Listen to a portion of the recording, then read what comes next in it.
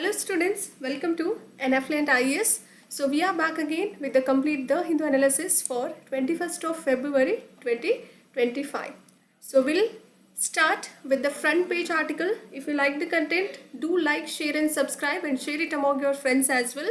And keep loving us and keep sharing us. Do not forget to press the like button. Okay, let's start with the front page article. We had already discussed in yesterday's The Hindu analysis part also. So let's discuss another time. Supreme Court stays Lokpal order on powers over High Court judges. Okay, so Supreme Court gave a stay for the Lokpal order on the powers with regards to High Court judges. What is this whole article is speaking over here? High court ನ್ಯಾಯಾಧೀಶರ ಮೇಲಿನ ಅಧಿಕಾರದ ಮೇಲೆ ಲೋಕಪಾಲ್ ಆದೇಶಕ್ಕೆ supreme court ಏನು ಮಾಡಿದೆ, ತಡೆಯನ್ನು ನೀಡಿದೆ. Okay, so here they were ರೀಡಿಫೈನಿಂಗ್ the jurisdiction order. See, let's discuss, which is very important for your prelims as well as for your mains perspective. See, here redefining the jurisdiction. Okay, ನ್ಯಾಯ ವ್ಯಾಪ್ತಿಯನ್ನು ಮರು ವ್ಯಾಖ್ಯಾನವನ್ನು ಮಾಡಲಾಗಿದೆ. Supreme court judges R public servants under the prevention of corruption act. So supreme court judges R public servants. They are called as public servants under the Prevention of Corruption Act. Try to remember, but they are not public servants under the Lokpal Act. This is very important. Supreme Court judges are not being considered as a public servants under Lokpal Act, but they are public servants under the Prevention of Corruption Act. And similarly, one more important instinct over here would be the Supreme Court was established by the Constitution. Okay, Supreme Court was established by the Constitution itself, but the High Courts pre-existed the Constitution and are only recognized by it. So here what this whole article is speaking, whole instinct is speaking over here would be High Courts are well formed before the Constitution was formed. So High Courts are pre-existing before the Constitution came into our in the Indian Constitution system, okay, or Indian government system. Try to remember. So here what is important, Supreme Court judges are considered as a public servants under the act called as Prevention of Corruption Act, but not under the Lokpal Act. Try to remember. And similarly, High Courts are already been established before the Constitution came in the particular country. Hope you got my point. ಇಲ್ಲಿ supreme court ನ್ಯಾಯಾಧೀಶರು ಭ್ರಷ್ಟಾಚಾರ ತಡೆ ಕಾಯ್ದೆ ಅಡಿಯಲ್ಲಿ ಮಾತ್ರ ಸಾರ್ವಜನಿಕ ಸೇವಕರಾಗಿ ಕೆಲಸವನ್ನು ಮಾಡ್ತಾರೆ. ಆದರೆ ಲೋಕಪಾಲ್ ಕಾಯ್ದೆ ಅಡಿಯಲ್ಲಿ ಯಾವುದೇ ಸಾರ್ವಜನಿಕ ಸೇವಕರಾಗಿ ಕೆಲಸವನ್ನು ಮಾಡೋದಿಲ್ಲ. ಅದೇ ಥರ ಸುಪ್ರೀಂ ಕೋರ್ಟನ್ನು ಸಂವಿಧಾನದಿಂದ ಸ್ಥಾಪಿಸಲಾಗಿರುವಂಥದ್ದು. ಆದರೆ ಸಂವಿಧಾನ ಮತ್ತು ಅದರ ಮೂಲಕ ಮಾತ್ರ ಗುರುತಿಸಲ್ಪಟ್ಟಿರುವಂಥದ್ದು ಯಾವುದು, ಹೈಕೋರ್ಟ್. ಇದು ಹೈಕೋರ್ಟ್ ಮೊದಲೇ ಅಸ್ತಿತ್ವದಲ್ಲಿತ್ತು ಕಾನ್ಸ್ಟಿಟ್ಯೂಷನ್ ಸಂವಿಧಾನ ಬರೋಕ್ಕಿಂತ ಮುಂಚೆ ಅಂತ ಹೇಳಾಗ್ತದೆ. Try to remember. And hope a judge of an high court established by an act. So High Court judge who will be established by the Parliament, okay, by this particular act under Parliament. So those who will come under parliamentary thing, those Parliament can recognize these particular judges or nominate these particular judges will be considered as any person under this Lokpal Act under section 14 clause 1 and subclause F. Try to remember. So the particular judge of the High Court will be established, those will established by the act in this particular Lokpal Act by the Parliament. Parliament should establish those judges of that particular High Court. Then those particular judge can be bring into this particular act called as Lokpal Act under section 14 clause 1 subclause F. ಸಂಸತ್ತಿನ ಕಾಯ್ದೆಯಿಂದ ಸ್ಥಾಪಿಸಲ್ಪಟ್ಟಿರುವಂತಹ ಸಂಸತ್ತಿನ ಕಾಯ್ದೆ ಅಡಿಯಲ್ಲಿ ಸ್ಥಾಪನೆಯಾಗಿರುವಂಥ high court ಯಾವುದಿರುತ್ತೋ ಅಲ್ಲಿರುವಂಥ ನ್ಯಾಯಾಧೀಶರು ಮಾತ್ರ ಲೋಕಪಾಲ್ ಕಾಯ್ದೆಯ section 14 class 1 ಮತ್ತು ಸಬ್ ಕ್ಲಾಸ್ ಎಫ್ ರ ಅಡಿಯಲ್ಲಿ ಯಾವುದೇ ವ್ಯಕ್ತಿಯನ್ನು ಕೂಡ ವ್ಯಕ್ತಪಡಿಸುವಂತಹ ವ್ಯಾಪ್ತಿಯೊಳಗೆ ಬರ್ತಾರೆ ಅಂತ ಹೇಳಲಾಗ್ತದೆ. This is very important. Try to remember both for your prelims as well as for your mains. So now if we move on to the basic understanding of this particular article, which speaks about certain background, it has certain background. Let's discuss with that. Okay, so here we are. Key points includes Supreme Court has said a stay for the Lokpal order, whatever has ordered from the Lokpal on power over the judges. Background includes Supreme Court stayed Lokpal's. It has given a stay for the Lokpal's order on the January 27, 2025. There is an order which sought to bring High Court judges under this Lokpal jurisdiction. Lokpal has spreaded its wing by saying that High Court judges are under Lokpal Act. So this particular thing has given a stay order has been given by the Supreme Court. So Supreme Court never allow the judges to be a part of Lokpal's act or jurisdiction. Try to remember. Supreme Court ಏನಿದೆ ಅಲ್ಲ ಅಲ್ಲಿ ಇದು Lokpal order ಮೇಲೆ ಆದೇಶ ಏನಾಗಿದೋ ಅದಕ್ಕೆ ತಡೆಯನ್ನು ನೀಡಿದೆ. ಜನವರಿ 27, 2025 high court ನ್ಯಾಯಾಧೀಶರನ್ನು ತನ್ನ ಅಧಿಕಾರ ಅಂದರೆ ಲೋಕ್ಪಾಲ್ ಏನಿದೆ ಅಲ್ಲ ಸೊ ಅವರು ತನ್ನ ಅಧಿಕಾರ ವ್ಯಾಪ್ತಿಗೆ ತನ್ನ ಸೇರ್ಪಡೆ ಮಾಡಿಕೊಳ್ಳಿಕ್ಕೆ ಕೋರಿರುವಂತಹ ಆದೇಶಕ್ಕೆ ತಡೆ ಆಜ್ಞೆಯನ್ನು ನೀಡಲಾಗಿದೆ ಸುಪ್ರೀಂ ಕೋರ್ಟ್ ಅವರಿಂದ. Okay, special bench of justices were a part of it. B.R. Gawai, Suryakant and A.S. Oka found the interpretation. This particular interpretation is quite very disturbing in nature and it is a threat to a judicial independence. Okay, ವಿಶೇಷ ಪೀಠದ ಒಂದು ನ್ಯಾಯಮೂರ್ತಿಗಳಾದಂತಹ B.R. Gavai sir, Suryakant ಮತ್ತು A.S. Oka ತಮ್ಮ ವ್ಯಾಖ್ಯಾನದಲ್ಲಿ ಏನು ಹೇಳಿದ್ದಾರೆ ಅಂದರೆ interpretation this Lokpal interpretation was quite very disturbing and it is a threat to judicial independence. Okay, ಬಹಳ ಗೊಂದಲದ ಒಂದು ವ್ಯಾಖ್ಯಾನವನ್ನು ನೀಡಲಾಗಿದೆ ಮತ್ತು ನ್ಯಾಯಾಂಗ ಸ್ವಾತಂತ್ರ್ಯಕ್ಕೆ ಬೆದರಿಕೆಯ ಒಂದು ಸ್ಟೇಟ್ಮೆಂಟ್ ಅಥವಾ ವ್ಯಾಖ್ಯಾನವಾಗಿ ಕಾಣ್ತಾ ಇದೆ. And suo motu cognizance was taken by the Supreme Court. Supreme Court has took a suo motu for this particular act and notices issued to center as well as Lokpal registrar and complainant also. Okay, suo motu ಕಾಗ್ನಿಷನ್ಸನ್ನು Supreme Court ತೆಗೆದುಕೊಳ್ಳಲಾಗಿದೆ. ಕೇಂದ್ರ ಆಗಿರ್ಬೋದು ಮತ್ತು Lokpal registrar ಮತ್ತು ದೂರುದಾರರಿಗೆ ನೋಟಿಸ್ಗಳನ್ನು ನೀಡಲಾಗಿದೆ. And hearing is about to scheduled on March 18, 2025 which is almost 1 month from now. Okay, nearly 1 month. ವಿಚಾರಣೆಯನ್ನು March 18, 2025 ನಿಗದಿಪಡಿಸಲಾಗಿದೆ ಅಂತ ಹೇಳಲಾಗ್ತದೆ. And who is Lokpal and all these thing, who is he, what sort of a work he'll do. Okay, ಏನೇನು ಕೆಲಸ ಮಾಡ್ತಾರೆ ಲೋಕ್ಪಾಲ್ ಅಂದರೆ ಏನು? He is an anti corruption ombudsman of India's anti corruption ombudsman ಅಂತಲೇ ಕರಿತೀವಿ ಯಾರನ್ನ, ಲೋಕ್ಪಾಲ್ ಅವ್ರನ್ನ. And established under the Lokpal, this particular office has been established under the Lokpal and Lokayuktas act 2013. Okay, so Lokpal ಮತ್ತು ಲೋಕಾಯುಕ್ತ ಕಾಯ್ದೆ 2013 ಅಡಿಯಲ್ಲಿ ಸ್ಥಾಪಿಸಲಾದಂತಹ ಭ್ರಷ್ಟಾಚಾರ ವಿರೋಧಿ ಆಂಬುಡ್ಸ್ಮನ್ ಆಗಿ ಭಾರತದಲ್ಲಿ ಕಾಣ್ತೀವಿ ಅವ್ರನ್ನ, ಲೋಕ್ಪಾಲ್ ಅವ್ರನ್ನ. And it basically helps to investigate corruption complaints against senior public officials. The senior public officials includes Prime Minister with certain exemptions or exceptions, ministers, MPs and top bureaucrats, group A, B, C and D. All these probationary officers are also part of this top bureaucrats. Try to remember. ಪ್ರಧಾನಮಂತ್ರಿ ಆಗಿರ್ಬೋದು, ಸಚಿವರು, ಸಂಸದರು ಮತ್ತು ಉನ್ನತ ಅಧಿಕಾರಿಗಳು ಸೇರಿದಂತೆ ಹಿರಿಯ ಸಾರ್ವಜನಿಕ ಅಧಿಕಾರಿಗಳ ವಿರುದ್ಧ ಭ್ರಷ್ಟಾಚಾರ ದೂರುಗಳನ್ನು ತನಿಖೆ ಮಾಡುವಂಥ ಕೆಲಸ ಯಾರು ಮಾಡ್ತಾರೆ? Lokpal. And selection process of Lokpal. So in order to elect Lokpal, so they will have a 5-member selection committee. So this particular committee includes 5 members.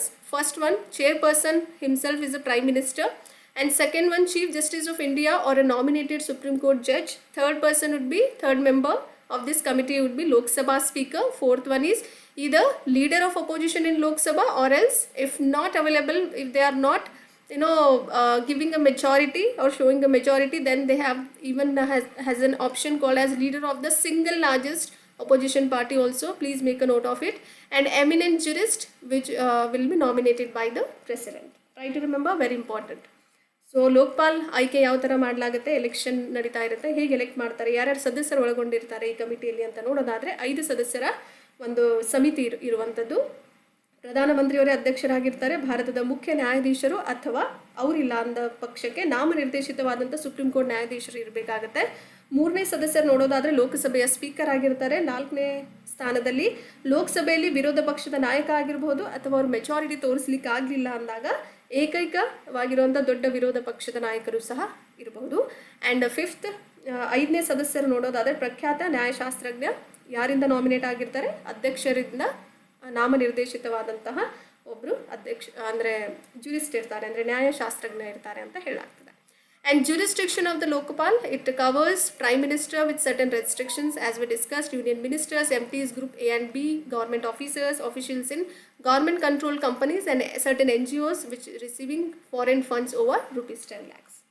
Okay, ಲೋಕಪಾಲದ ಒಂದು ಅಧಿಕಾರ ವ್ಯಾಪ್ತಿ ಹೇಗೆ ಹರಡ್ಕೊಂಡಿದೆ ಅಂದರೆ, ಪ್ರಧಾನಮಂತ್ರಿಗೆ ಕೆಲವೊಂದು ನಿರ್ಬಂಧನೆಗಳಿರುತ್ತೆ, ಕೇಂದ್ರ ಮಂತ್ರಿಗಳಿರ್ತಾರೆ, ಸಂಸದರು, ಗ್ರೂಪ್ ಎ ಮತ್ತು ಬಿ ಸರ್ಕಾರಿ ಅಧಿಕಾರಿಗಳಿರ್ತಾರೆ, ಒಳಗೊಂಡಿರ್ತಾರೆ, ಸರ್ಕಾರಿ ನಿಯಂತ್ರಿತ ಕಂಪನಿಗಳಲ್ಲಿನ ಅಧಿಕಾರಿಗಳು ಸಹ ಇರ್ತಾರೆ. ಆ್ಯಂಡ್ NGOಗಳು ವಿದೇಶಿ ಹಣವನ್ನು ತೆಗೆದುಕೊಳ್ಳುವಂತಹ ಎಷ್ಟು ತಗೊಳ್ತಾರೆ, ಎಷ್ಟು ಹಣವನ್ನು ತಗೊಳ್ತಾರೆ, 10 ಲಕ್ಷದಷ್ಟು NGOಗಳು ತಮ್ಮ ವಿದೇಶಿ ಹಣವನ್ನು ಫಂಡನ್ನು ರಿಸೀವ್ ಮಾಡುವಂಥದ್ದು, ತೆಗೆದುಕೊಳ್ಳುವಂಥದ್ದು, ಸ್ವೀಕಾರ ಮಾಡುವಂಥದ್ದು. So all these are with regards to Lokpal. So hope you got this particular article. Next we are moving on to the next important article in the front page itself, which speaks about quantum computing. Okay, Microsoft unveils new quantum chip. Okay, Microsoft has announced new chip which is called as Majorana 1 for which has showed a great result for quantum computing. Microsoft Majorana 1 ಅನ್ನುವಂಥ ಹೊಸ ಚಿಪ್ಪನ್ನು ಘೋಷಣೆ ಮಾಡಲಾಗಿದೆ. ಯಾವುದಕ್ಕೆ ಅಂದರೆ quantum ಕಂಪ್ಯೂಟಿಂಗ್ಗೋಸ್ಕರ. Okay, so quantum computing how it helps to hold the promise of carrying out certain calculations that would take today's systems millions of years. Okay, so earlier quantum computing systems, they do calculate for millions of years, but now if we have this particular quantum chip called as Majorana 1, try to remember, very important for your prelims. Okay, Majorana 1 chip will help you to calculate in a very short period of time, as it is it could unlock all the important discoveries also in the field of medicine, chemistry, aerospace, and among other certain professional areas also. Try to remember, very important. Quantum computing ಕೆಲವೊಂದು ಲೆಕ್ಕಾಚಾರವನ್ನು ಕೈಗೊಳ್ಳುವಂತಹ ಭರವಸೆಯನ್ನು ಕೂಡ ಹೊಂದಿದೆ. ಇಂದಿನ ವ್ಯವಸ್ಥೆಗಳನ್ನು ಲಕ್ಷಾಂತರ ವರ್ಷಗಳು ತೆಗೆದುಕೊಳ್ಳುವಂತಹ ಕೆಲಸವನ್ನು ಈ ಒಂದು ಚಿಪ್ ಮಾಡುತ್ತೆ. ಯಾವುದು?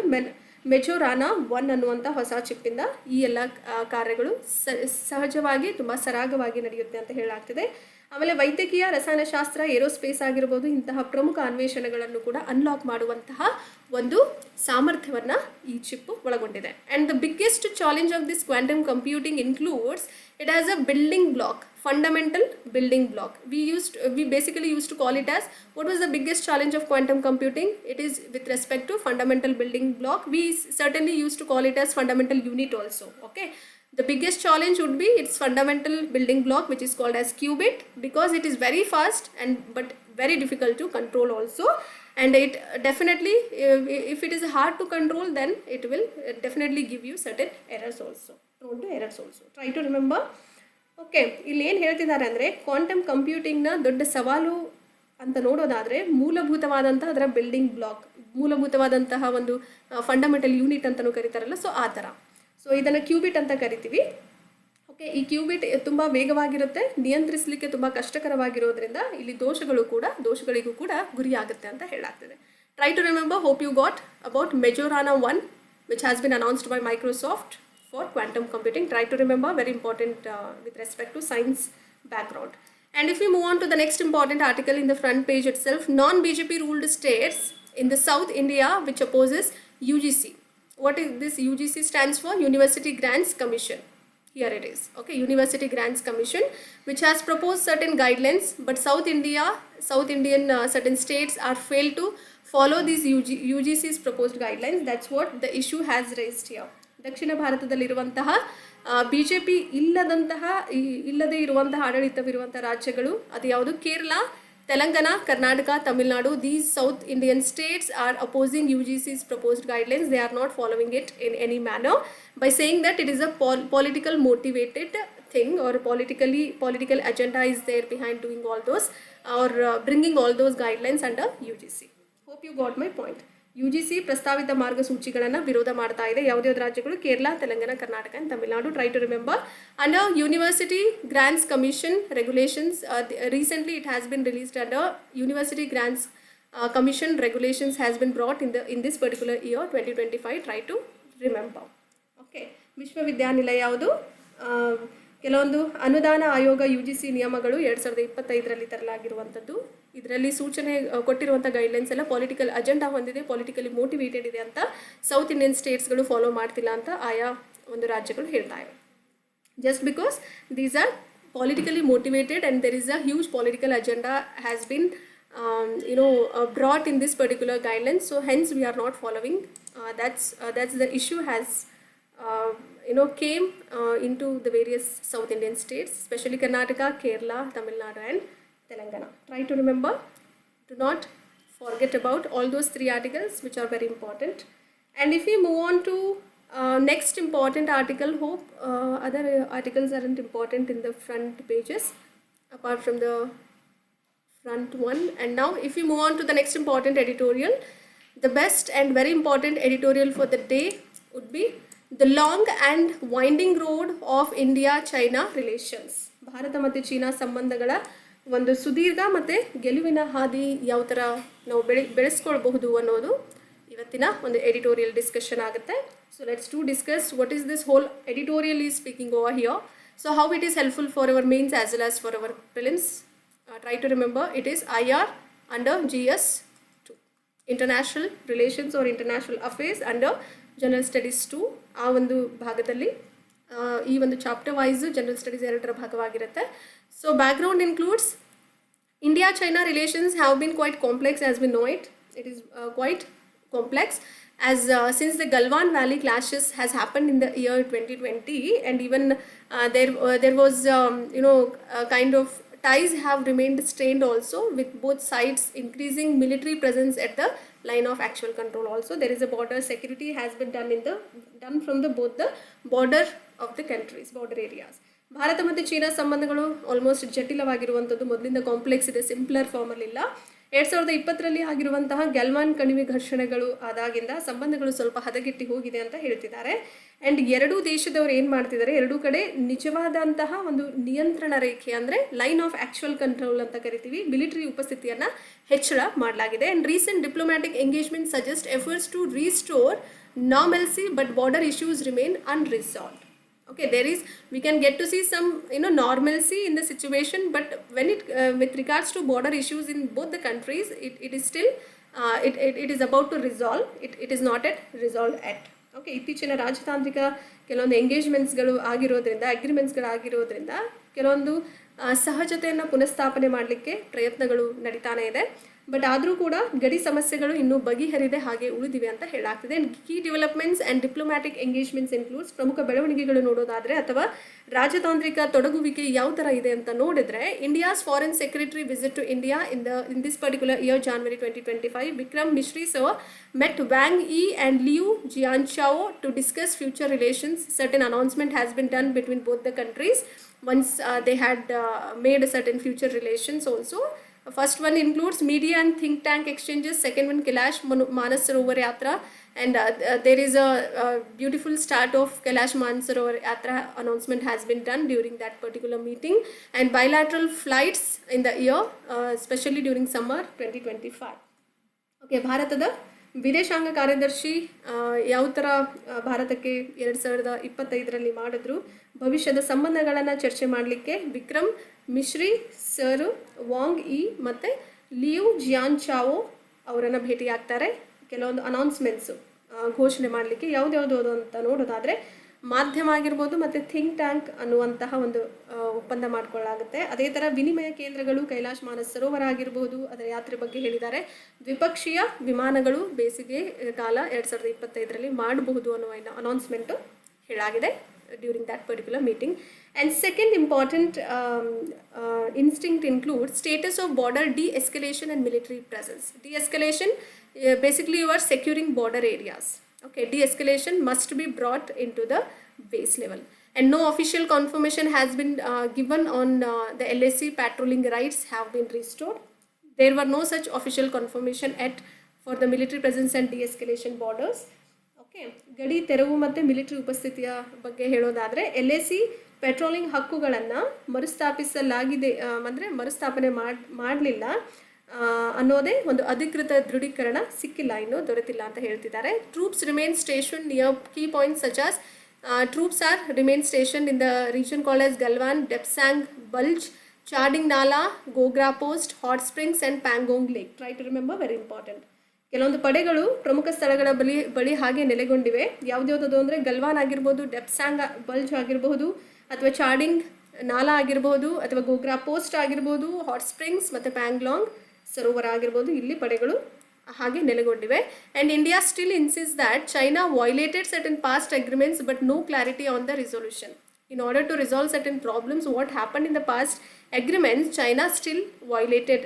So that's what's India's stand is all about. Okay.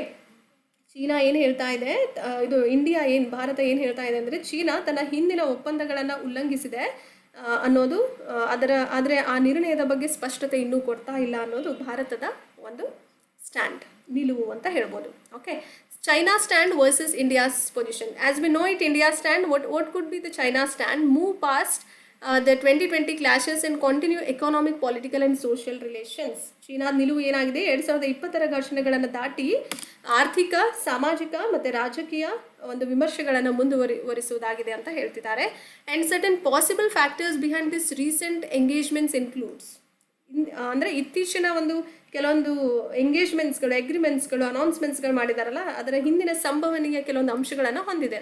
What were those points or factors? Geopolitical shifts and economic concerns in China and India. What was this geopolitical shifts is talking over here?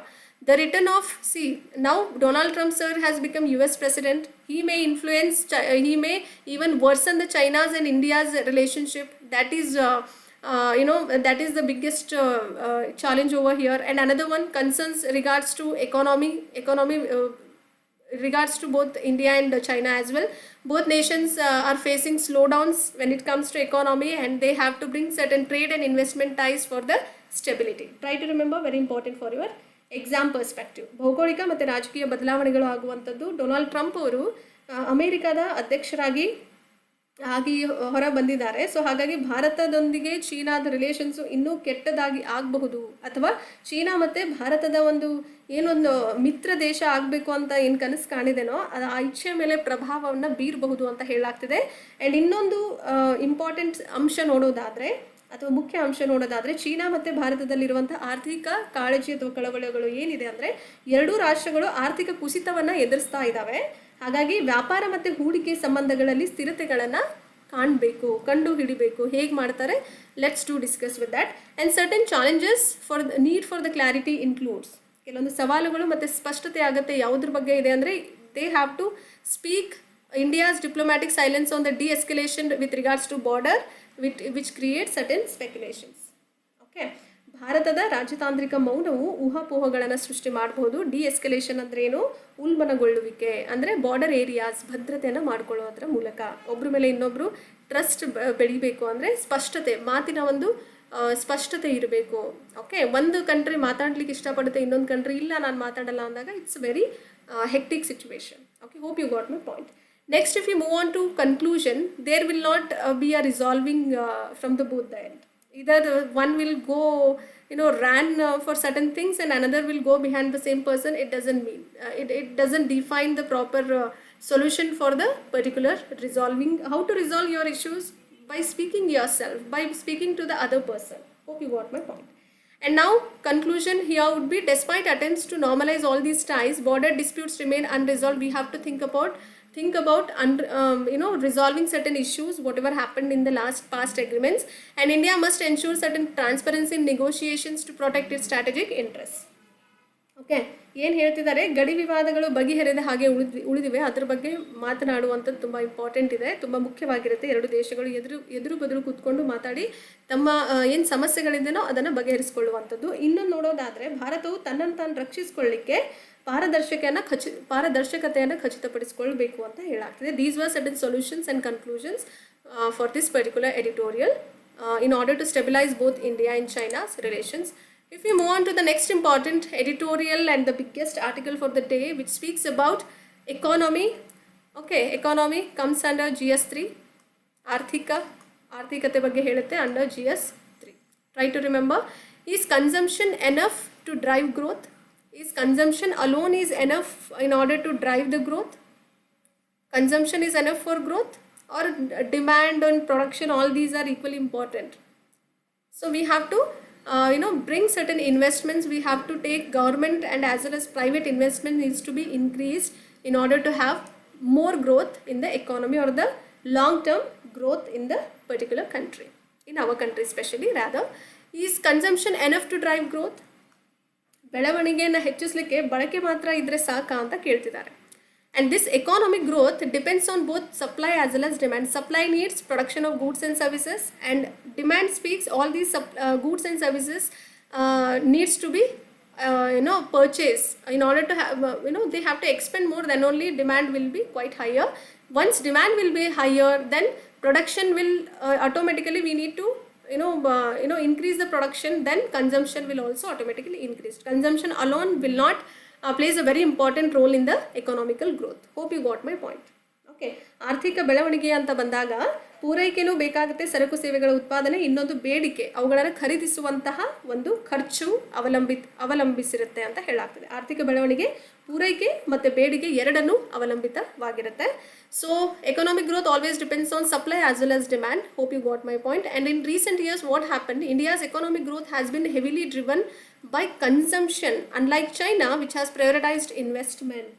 Okay, ಇತ್ತೀಚಿನ ವರ್ಷಗಳಲ್ಲಿ ಭಾರತ ಏನು ಮಾಡಿದೆ, ಹೂಡಿಕೆಗೆ ಆದ್ಯತೆ ನೀಡಿದ ಚೀನಾದಂತಲ್ಲ. ಅಂದರೆ China ಏನು ಮಾಡಿದೆ, ಇನ್ವೆಸ್ಟ್ಮೆಂಟ್ ಮೇಲೆ, ಹೂಡಿಕೆ ಮೇಲೆ ಜಾಸ್ತಿ ತನ್ನ ಒಂದು ಆದ್ಯತೆಯನ್ನು ನೀಡಿದೆ. ಅದೇ ಥರ ಭಾರತ ಏನು ಮಾಡಿದೆ, ಆರ್ಥಿಕ ಬೆಳವಣಿಗೆಗೋಸ್ಕರ ಬಳಕೆಯಿಂದ ಬಳಕೆನ ಹೆಚ್ಚು ಮಾಡ್ತಾ ಹೋಗಿದ್ದಾರೆ. ಅದ್ರ ಮೇಲೆ ಗ್ರೋತ್ ಆಗಬಹುದು ಅನ್ನೋ ಒಂದು ಥಾಟ್ ಪ್ರಾಸೆಸ್ ಇಟ್ಕೊಂಡಿದ್ರು ಅಂತ ಹೇಳಲಾಗ್ತದೆ. And this whole editorial argues that consumption-led growth is unsustainable. This is not for a longer duration and calls for a greater focus on the investment. As China is following investment, we need to or tend to have an investment more in order to have a long-term economic growth. Hope you got my point. ಇಲ್ಲಿ ಬಳಕೆ ನೇತೃತ್ವದ ಒಂದು ಬೆಳವಣಿಗೆ ಸಮರ್ಥನೀಯವಿರೋದಿಲ್ಲ, ಅನ್ಸಸ್ಟೈನೇಬಲ್ ಆಗಿರುತ್ತೆ ಅಂತ ವಾದ ನಡೀತಾ ಇದೆ. ಬಟ್ ಏನು ಮಾಡಬೇಕು, ಅದಕ್ಕೆ ಹೂಡಿಕೆಯ ಮೇಲೆ ಹೆಚ್ಚಿನ ಗಮನವನ್ನು ನೀಡುವಂಥದ್ದು. ಚೈನಾ ಹೇಗೆ ಮಾಡುತ್ತೆ, ಹೂಡಿಕೆ ಮೇಲೆ ಜಾಸ್ತಿ ಗಮನ ನೀಡ್ತಾ ಇದೆ, ಅದೇ ಥರ. So China is giving priority to investment. So we have to rather giving more focus on the consumption, we have to think and focus should always be more on what investment. Try to remember key arguments includes the importance of investment for growth. We have to spend more, or we have to bring more investments either from the government, okay, or private, public or private. Try to remember private sector or public sector. ಬೆಳವಣಿಗೆಗೆ ಹೂಡಿಕೆಯ ಪ್ರಾಮುಖ್ಯತೆಯನ್ನು ಹೇಳಲಾಗ್ತದೆ. ಪ್ರಮುಖ ವಾದಗಳು ಅಂತ ನೋಡೋದಾದರೆ, investment has a multiplier effect of if you invest ₹100 in any of the infrastructure or industry, it can generate more than that invested amount, ₹100 in the overall GDP growth. Hope you got my point. Okay, so ಹೂಡಿಕೆ ಏನಾಗಿರುತ್ತೆ, ಗುಣಕದ ಒಂದು ಪರಿಣಾಮವನ್ನು ಹೊಂದಿರುತ್ತೆ, multiplier effect. ನೀವು ಇವಾಗ ₹1 ಹಾಕಿದಾಗ ಅದು ಏನಾಗುತ್ತೆ, ನಿಮಗದು ₹1 ಜೊತೆಯಲ್ಲಿ ಮತ್ತೆ ಮಲ್ಟಿಪ್ಲೈಯರ್ ಎಫೆಕ್ಟ್ ಆಗಿ ಸಿಗುತ್ತಾ. Investment what ever will invest, it will multiply and it will give you the lot of GDP growth. Overall GDP growth will be more. So that's what they are speaking over here. Okay, ಹೂಡಿಕೆಯು ಗುಣಿಕ ಅಥವಾ ಗುಣಕ ಪರಿಣಾಮವನ್ನು ಹೊಂದಿದೆ, multiplier ಎಫೆಕ್ಟನ್ನು ಹೊಂದಿರುತ್ತೆ. ಹೇಗೆ ಅಂದರೆ, ₹100 ಮೂಲ ಸೌಕರ್ಯ ಅಥವಾ ಉದ್ಯಮದಲ್ಲಿ ಹೂಡಿಕೆ ಮಾಡೋದ್ರಿಂದ ಒಟ್ಟಾರೆ GDP ಬೆಳವಣಿಗೆಯಲ್ಲಿ 100ಕ್ಕಿಂತ ಹೆಚ್ಚಿನ ಒಂದು ಉತ್ಪಾದನೆಯನ್ನು ಮಾಡಬಹುದು ಅಂತ ಹೇಳ್ತಿದ್ದಾರೆ. And public investment in the infrastructure, specially highways and railways, which triggers private sector growth and job creations also.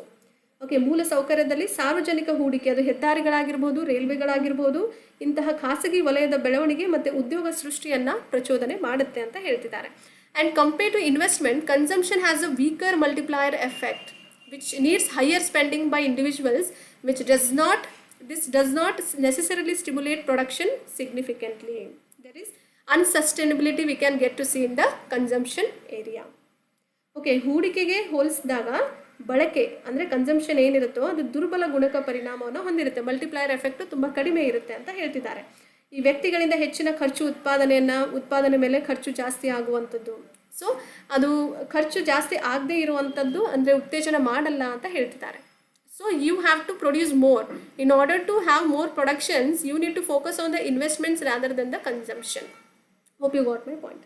ಅಂದರೆ ಹೆಚ್ಚಿನ ಉತ್ಪಾದನೆಗಳು ಅಥವಾ ಉತ್ಪಾದನೆ ಮೇಲೆ ಖರ್ಚು ಬೇಕು ಅಂದಾಗ ನೀವೇನು ಮಾಡಬೇಕು, ಕನ್ಸಂಪ್ಷನ್ ಬಳಕೆ ಮೇಲೆ ಹೋಗದೇ ಹೂಡಿಕೆಗಳ ಮೇಲೆ ಹೋಗಿ ಅಂತ ಹೇಳ್ತಿದ್ದಾರೆ. You have to focus should always be on the investment. India's over reliance on consumption, ಬಳಕೆಯ ಮೇಲೆ ಭಾರತದ ಅತಿಯಾದ ಅವಲಂಬನೆ ಕೂಡ ಒಂದು ಸಮಸ್ಯೆ ಆಗಿದೆ. India's consumption to GDP ratio was 60.3% in the 2023.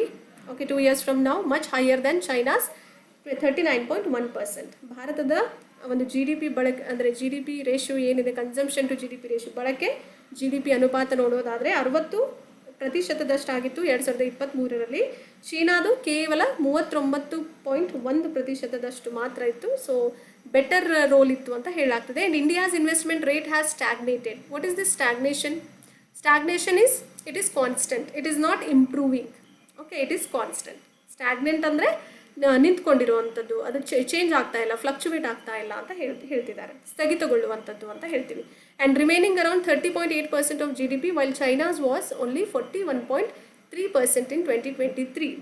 Okay, investment rate, with regards to investment rate, India is quite low, but China was higher with regards to India. Try to remember, ಭಾರತದ ಹೂಡಿಕೆ ದರ ಎಷ್ಟು ಸ್ಥಗಿತಗೊಂಡಿತ್ತು, ಎಷ್ಟಾಗಿತ್ತು? ಕೇವಲ 30.8% ಮಾತ್ರ ಉಳಿದಿತ್ತು G D ಪಿದು.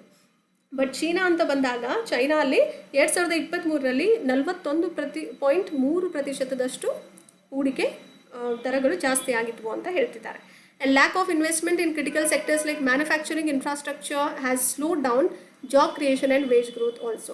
So we are giving less investments, or we are providing less investments to the field like, or the sectors like manufacturing and infrastructure, which is slowing down our job creations as well as our wage growth. ಉತ್ಪಾದನೆ ಮತ್ತು ಮೂಲ ಸೌಕರ್ಯಗಳಂತಹ ನಿರ್ಣಾಯಕ ವಲಯಗಳಲ್ಲಿ ಹೂಡಿಕೆಯ ಕೊರತೆ ಇರೋದ್ರಿಂದ ಉದ್ಯೋಗ ಸೃಷ್ಟಿಗಳು ಕಡಿಮೆ ಆಗ್ತಾ ಇದೆ, ವೇತನ ಬೆಳವಣಿಗೆಗಳು ಕೂಡ ನಿಧಾನಗೊಳ್ತಾ ಇವೆ ಅಂತ ಹೇಳ್ತಿದ್ದಾರೆ. And if we move on to the next important thing about this particular article would be weak private sector investment and role of government. ದುರ್ಬಲ ಖಾಸಗಿ ವಲಯದ ಹೂಡಿಕೆ, private investment is quite less, and the role of government in this particular investment is also quite lesser. So private investment remains low due to sagging animal spirits, which lacks confidence among investors also. Okay. So sagging animal spirits ಅನ್ನುವಂಥದ್ದು ಹೂಡಿಕೆದಾರರಲ್ಲಿ ವಿಶ್ವಾಸದ ಕೊರತೆಯನ್ನು ಉಂಟು ಮಾಡಿದೆ. ಕಾರಣ ಏನು ಅಂದರೆ ಖಾಸಗಿ ಹೂಡಿಕೆಯು ಕಡಿಮೆ ಮಟ್ಟದಲ್ಲಿ ಇರೋದ್ರಿಂದ. So government needs to take a step in by increasing public spending in the infrastructure and industrial projects to boost private sector confidence. Try to remember, ಸರ್ಕಾರ ಏನು ಮಾಡಬೇಕು? ಖಾಸಗಿ ವಲಯದ ವಿಶ್ವಾಸವನ್ನು ಹೆಚ್ಚಿಸಲಿಕ್ಕೆ ಮೂಲಸೌಕರ್ಯ ಮತ್ತು ಕೈಗಾರಿಕಾ ಯೋಜನೆಗಳಲ್ಲಿ ಸಾರ್ವಜನಿಕ ವೆಚ್ಚವನ್ನು ಹೆಚ್ಚಿಸುವ ಮೂಲಕ ಹೆಜ್ಜೆಯನ್ನು ಹಾಕುವಂಥದ್ದು. The latest union budget has not prioritized public investment, instead focusing on the tax concessions and middle class consumption driven growth. ಇತ್ತೀಚಿನ ಯೂನಿಯನ್ ಬಜೆಟ್ ಏನು ಮಾಡಿದೆ? ಸಾರ್ವಜನಿಕ ಹೂಡಿಕೆಗೆ ಆದ್ಯತೆಯನ್ನು ನೀಡಲಿಲ್ಲ, ಆದರೆ ಅದ್ರ ಬದಲಿಗೆ ತೆರಿಗೆ ರಿಯಾಯಿತಿಗಳಾಗಿರ್ಬೋದು, ಮಧ್ಯಮ ವರ್ಗದ ಬಳಕೆ ಮೇಲೆ, ಒಂದು ಬೆಳವಣಿಗೆಯ ಮೇಲೆ ಕೇಂದ್ರೀಕರಣಗೊಂಡಿರುವಂಥದ್ದು ಅಂತ ಹೇಳ್ತಿದ್ದಾರೆ. Union budget also did not prioritized investment, specially public investments and private both. And if you move on to the next important, if we continue the same thing, we are comparing India and China relations. Okay, so it is not about relation, how India is doing well with the investment. Okay, what about China's sustainability with regards to investment? China's investment-led growth strategy helped it surpass India in per capita income. ಚೀನಾದ ಹೂಡಿಕೆ ನೇತೃತ್ವದ ಬೆಳವಣಿಗೆ ಇರೋದ್ರಿಂದ ಅದು ತಲಾ ಆದಾಯದಲ್ಲಿ ಭಾರತವನ್ನು ಕೂಡ ಮೀರಿಸಲಿಕ್ಕೆ ಸಹಾಯವನ್ನು ಮಾಡ್ತಾ ಇದೆ. So per capita income needs to be, it will help to grow and to surpass India. In 1992, what happened? India and China had similar per capita incomes only in that particular year, but China's focus was only on investment in the field or sectors like infrastructure, manufacturing and technology, which has led to the faster economic growth. They had prioritized investment more with regards to India. Bharat ಮತ್ತು China ಒಂದೇ ರೀತಿಯ ತಲಾ ಆದಾಯವನ್ನು ಹೊಂದಿದ್ವಿ 1992ರಲ್ಲಿ. ಆದರೆ ಮೂಲಸೌಕರ್ಯ ಮತ್ತು ಉತ್ಪಾದನೆ ತಂತ್ರಜ್ಞಾನದಲ್ಲಿನ ಹೂಡಿಕೆಯ ಮೇಲೆ ಚೀನಾದ ಗಮನವು ವೇಗವಾಗಿ ಇರೋದ್ರಿಂದ ಆರ್ಥಿಕ ಬೆಳವಣಿಗೆಯು ಅಷ್ಟೇ ವೇಗವಾಗಿ ಬೆಳಿಲಿಕ್ಕೆ ಕಾರಣ ಆಯಿತು ಅಂತ ಹೇಳ್ತಿದ್ದಾರೆ. ಆರ್ಥಿಕ ಬೆಳವಣಿಗೆ ವೇಗವಾಗಿ ಮುನ್ನಡೀತು. ಈ ಚೀನಾ ದೇಶದ ಆರ್ಥಿಕ ಬೆಳವಣಿಗೆ ಹೆಚ್ಚಾಗ್ತಾ ಹೋಯಿತು ಭಾರತಕ್ಕೆ ಕಂಪೇರ್ ಮಾಡಿದಾಗ ಅಥವಾ ಹೋಲಿಕೆ ಮಾಡಿದಾಗ. India's failure to sustain high investment rates post 2012 widen the economic gap between the two countries. Okay, 2012ರ ನಂತರದ ಹೆಚ್ಚಿನ ಹೂಡಿಕೆ ದರಗಳನ್ನು ಉಳಿಸಿಕೊಳ್ಳುವಲ್ಲಿ ಭಾರತದ ವಿಫಲತೆಯು ಎರಡು ದೇಶಗಳ ನಡುವಿನ ಆರ್ಥಿಕ ಅಂತರವನ್ನು ಹೆಚ್ಚು ಮಾಡಲಾಯಿತು. And certain policy recommendations has been done. What could be the way forward for all these circumstances would be ಕೆಲವೊಂದು ನೀತಿ ಶಿಫಾರಸುಗಳು ಮತ್ತು ಮುಂದಿನ ದಾರಿ ನೋಡೋದಾದರೆ, government should increase capital expenditure. So once you increase capital expenditure, then you'll have a good amount of wage income. Once you have good income, then you can consume more, and once you consume more, you can produce more. Once you produce more, demand will be more. Once demand will be more, tax revenue will be more. Okay, once tax revenue will be more, there is a high economic growth. Try to remember, there is one-to-one connection. If you give priority to increasing capital expenditure, which is also called as capex, then key sectors includes to attract more private investments.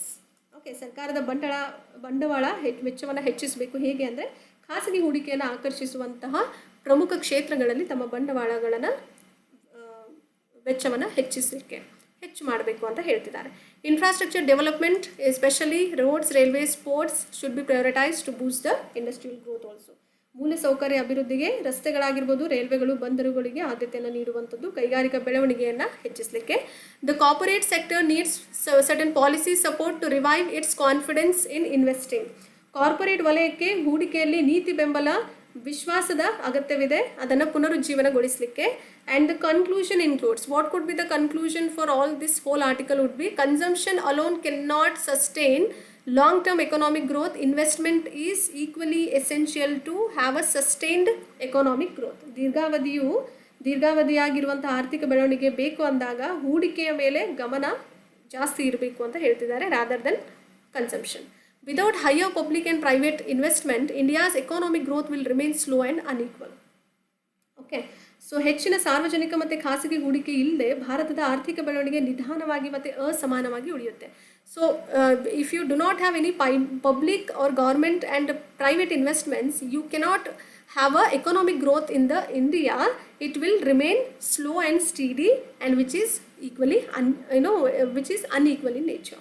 Okay, so the government must adopt certain investment driven approaches similar to China's model to ensure sustainable economic expansion. ಏನು ಮಾಡಬೇಕು ಭಾರತ ಅಂತ ಬಂದಾಗ, ಭಾರತ ಈ ಒಂದು ಆರ್ಥಿಕ ಬೆಳವಣಿಗೆಯನ್ನು ಹೆಚ್ಚಿಗೆ ಮಾಡಬೇಕು ಅಂದಾಗ ಸುಸ್ಥಿರ ಆರ್ಥಿಕ ವಿಸ್ತರಣೆಯನ್ನು ಖಚಿತಪಡಿಸಿಕೊಳ್ಳಲಿಕ್ಕೆ ಸರ್ಕಾರವು ಚೀನಾದ ಮಾದರಿಯಂತೆ ಹೂಡಿಕೆ ಚಾಲಿತ ವಿಧಾನವನ್ನು ಅಳವಡಿಸಿಕೊಳ್ಬೇಕು ಅಂತ ಹೇಳ್ತಿದ್ದಾರೆ.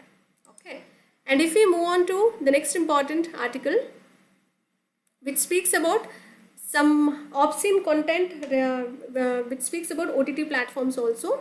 Okay, over the top.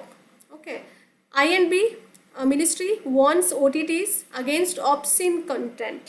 Okay, INB ಸಚಿವಾಲಯ ಏನು ಮಾಡಿದೆ, ಅಶ್ಲೀಲ ವಿಷಯದ ವಿರುದ್ಧ OTTಗೆ ಎಚ್ಚರಿಕೆಯನ್ನು ನೀಡಿದೆ.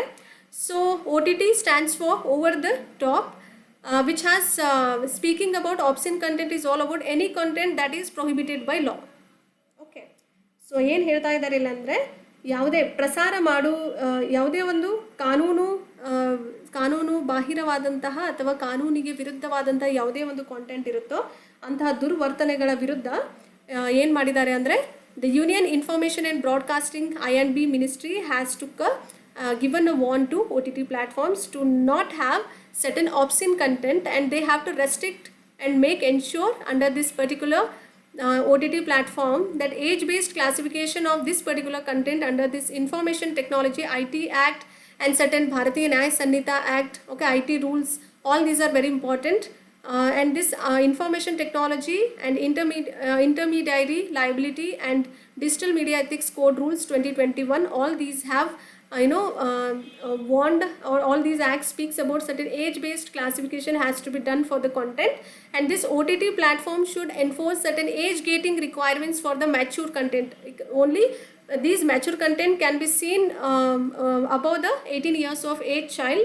So this should there is a restriction should be given to all these OTT platforms. This is the warning given by the INB, that is Information and Broadcasting Ministry has warned the OTT platforms for the obscene content. Obscene, which is against the law, any content that prohibits the particular law in the country. Okay, ಪ್ರಸಾರ ಮಾಡುವಂಥ ಯಾವುದೇ ವಿಷಯ ಇರುತ್ತೋ ಅದು ದುರ್ವರ್ತನೆಗೆ ಕಾರಣ ಆಗಬಾರ್ದು. ದುರ್ವರ್ತನೆಗಳನ್ನು ಎದುರಿಸುವಂತಹ ಯಾವುದೇ ಒಂದು ಕಾಂಟೆಂಟ್ ಇರಬಹುದು. ಓಕೆ, ಯಾವುದೇ ಒಂದು ಸಂದೇಶ ಇರುತ್ತೋ ಅದೆಲ್ಲವೂ ಹಾಗೆಯೇ ನೀವು ಏಜ್ ಲಿಮಿಟ್ ಇಲ್ಲದೇ ಓಪನ್ ಆಗಿ ಬಿಡೋ ಹಾಗಿಲ್ಲ ಅಂತ ಹೇಳ್ತಿದ್ದಾರೆ ಆ ಪ್ಲ್ಯಾಟ್ಫಾರ್ಮ್ಸ್ಗಳಲ್ಲಿ. So certain screening content they have said over here. What could be that? INB Ministry has given certain latest advisory has been given to the OTT platforms for the obscene content, ensuring age-based classification, enforce age gating for mature content above 18 plus years. Children can able to see all those mature content. Avoid prohibited content, especially obscene, vulgar, and pornographic related content needs to be avoided in the OTT platforms, and follow IT rules and of 2021 for content moderation also. Comply with laws such as POCSO, Protection of Children from Sexual Offences Act, IT Act, Bharatiya Nyaya Sanhita. These were very important. Try to make a note of it. Okay. ಕೆಲವೊಂದು ದುರ್ವರ್ತನೆಗಳ ವಿರುದ್ಧ ಇದು ಏನು ಮಾಡಿದೆ, digital ಮಾಧ್ಯಮ ನೀತಿ ಸಂಹಿತೆ ನಿಯಮಗಳು 2021 ಅಡಿಯಲ್ಲಿ ಈ ಒಂದು ವಿಷಯದ ವಯೋಮಾನದ ವರ್ಗೀಕರಣವನ್ನು ಖಚಿತಪಡಿಸಿಕೊಳ್ಳಬೇಕು ಅಂತ ಹೇಳ್ತಿದ್ದಾರೆ.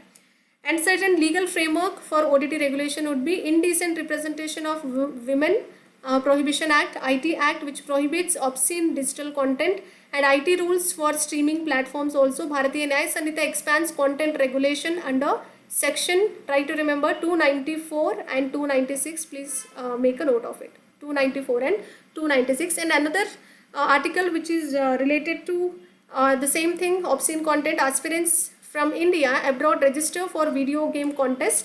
So this is also a certain initiative has been made under this, which is called as WAVES, which stands for World Audio Visual and Entertainment Summit WAVES 2025 initiative, recently announced by the Information and Broadcasting Ministry. INB Ministry has announced certain WAVES initiative to control all those digital or online game which will show some certain obscene content over here also. Certain countries are participating over here: United States, Canada, Brazil, and Singapore, Vietnam, Taiwan, Japan, Indonesia, Cambodia, Thailand, Malaysia, China, Hong Kong, Jordan, Bangladesh, Saudi Arabia, UAE, United Arab Emirates, and Pakistan. These were the countries are part of or registered under this particular, registration has been done from all these countries. Try to remember.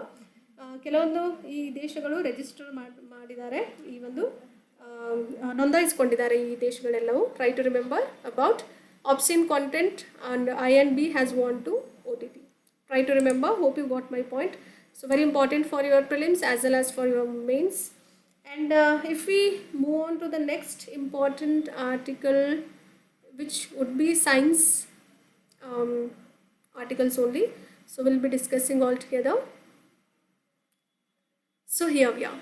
So the silent victims of cancer, the indirect consequences on children.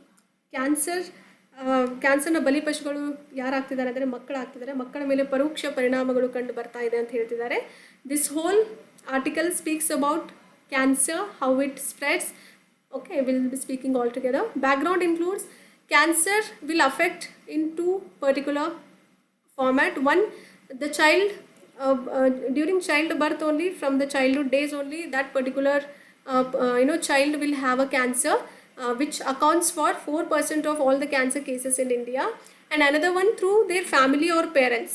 If their parents have that particular, they are diagnosed with cancer, then in that particular case, they'll be exposed to certain financial instability and limited opportunities also.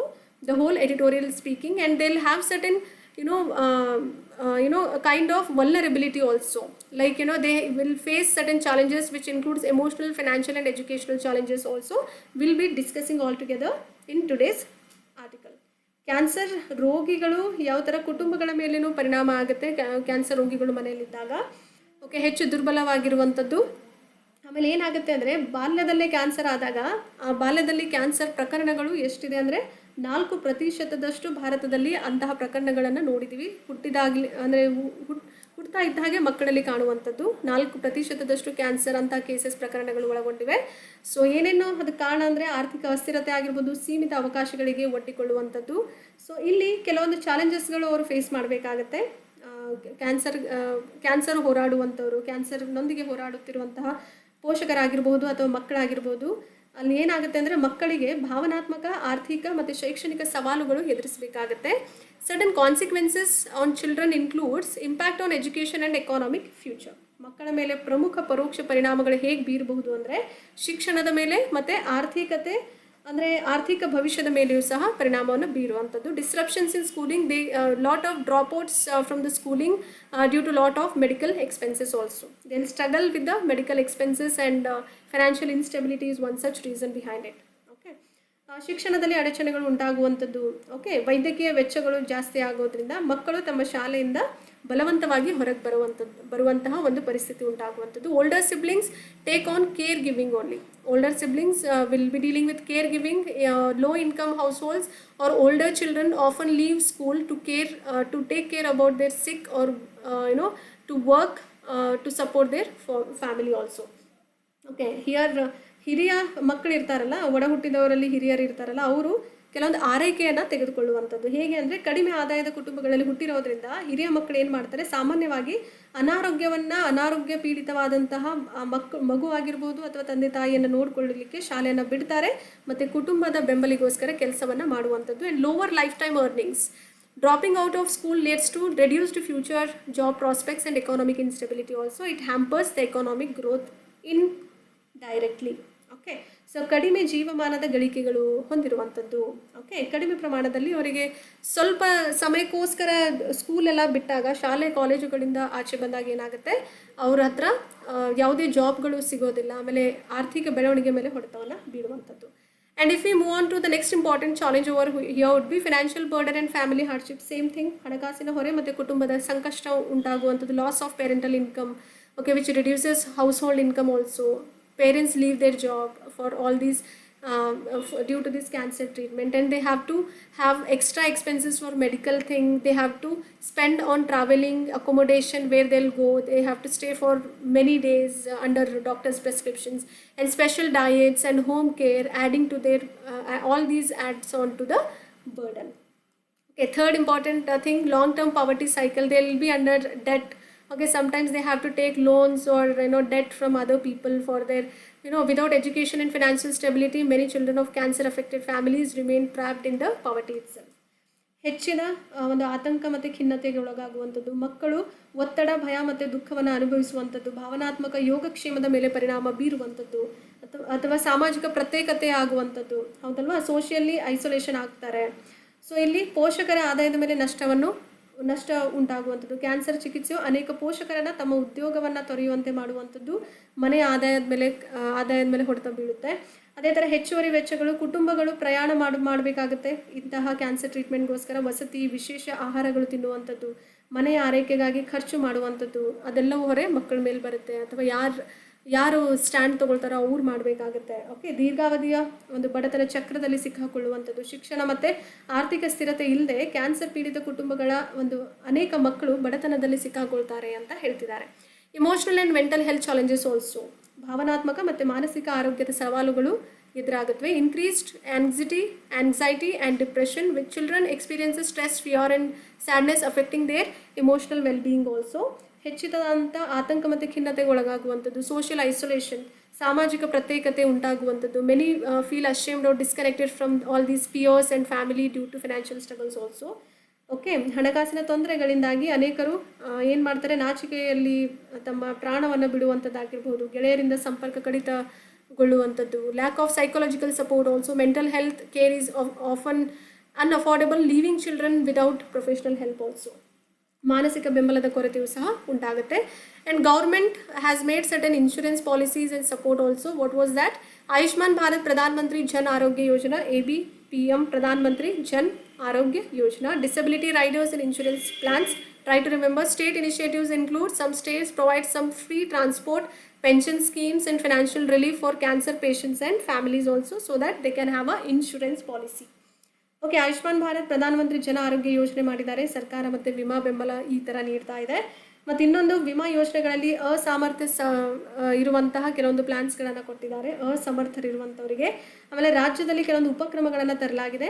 Cancer ರೋಗಿಗಳಿಗೆ ಮತ್ತು ಅವರ ಕುಟುಂಬಗಳಿಗೆ ಉಚಿತ ಸಾರಿಗೆ, ಪಿಂಚಣಿ ಯೋಜನೆಗಳಾಗಿರ್ಬೋದು, ಆರ್ಥಿಕ ಪರಿಹಾರವನ್ನು ಒದಗಿಸುವುದರ ಮೂಲಕ ಈ ಥರ ಸಹಾಯವನ್ನು, ವಿಮೆಯನ್ನು ನೀಡಲಾಗ್ತದೆ. And way forward includes educational support, care ಗಿವರ್ aid and financial assistance, mental health services.